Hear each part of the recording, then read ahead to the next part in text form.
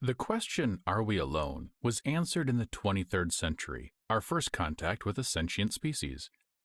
As we traveled further and further, it became apparent why no signs of life were received. All the species we encountered had never progressed past their Stone Age. Agricultural and basic cities at best, at worst, cave dwellers with wooden tools. Some have been around billions of years before we crawled out of the seas. Many others probably went extinct due to their lack of technology. To the other races, we were gods. We did things routinely that they could not fathom. None of them could wrap their heads around completing even simple technological tasks. Soon enough, we realized the problem. Something so obvious that our science fiction writers would never consider it. They were incapable of something so ingrained and basic into our society that we never even considered the possibility that other races would not be capable. Science. Simply put, to everyone not of our home, science was magic, and we were the wizards, mages, and sorcerers of the galaxy. We spent the next few hundred years screening individuals from any species we encountered to see if anyone may have the gift. Our alchemists teaching chemistry, some simple tasks they could complete, such as mixing salt into water. But something more complicated, such as splitting hydrogen out of water with electricity, simply did not work when they tried it. Our mages taught physics.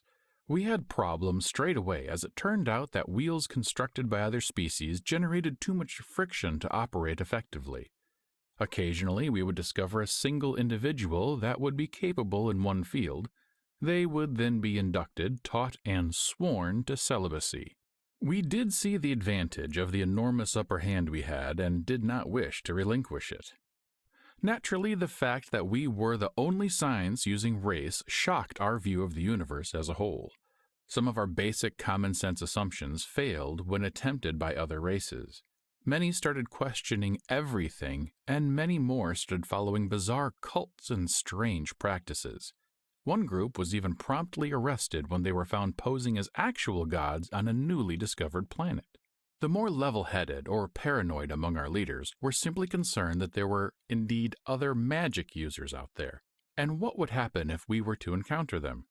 This lasted 800 years. We had discovered over 200 planets with sentient life, and not a single one had the ability to wield science. Then, 817 years after first contact, the scout cruiser Mystic arrived at Tantius 1c, a small dwarf star in a quiet area of the galaxy. The Mystic wasn't even expecting to run into a habitable planet. As they entered the nearby vicinity, it was immediately apparent that we were not alone in our abilities. We started picking up faint radio signals some 100 light-years from the star. Then, when arriving at the source, they found clear signs of city lights, even from orbit. The civilization on the planet immediately contacted us, and over the next few years we learned to communicate, never landing as paranoia set in over the crew, a paranoia that would spread over our entire leadership as we communicated more. They were in the early days of their space travel. They had just barely managed to travel to their moon and Tantius 1d. They were, however, in possession of terrible weapons, devices of destruction we had never even conceived of when our species was so young. They were undoubtedly well suited for war and carnage. It was a wonder they had survived as long as they did. Though they posed no immediate threat to us, a decision was made by the High Council. They could not be left to advance any longer. Many options were considered, but ultimately it was decided that any containment would only aggravate the species. They had to be neutralized. The next 4 years was spent building a relativistic kill vehicle. It was done in secrecy as the planet was only a rumor to most citizens. Then on year 825, after first contact, the device fired and collapsed into the star powering it by design, the star Tantius. As suspected, their technology was not yet advanced enough to detect such a relatively small device so close to their sun. A few minutes later, Tantius 1c, without warning, erupted in a gargantuan ball of fire, rock, and plasma. This in turn devastated the moon and the last of the Tantians.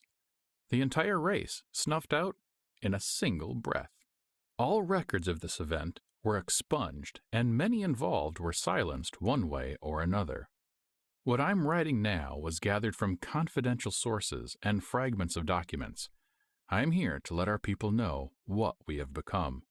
Cowardly gods of the galaxy, frightened enough of another species that we had to extinguish an entire sentient race to sleep better at night. I urge the people to not let this happen again. What the Council did 400 years ago cannot be permitted to happen again, assuming it hasn't happened before or since. Remember that they were peaceful. Remember they were a fledgling race. Remember Tantius 1C by the name its people called it by. Remember Earth. Remember the humans.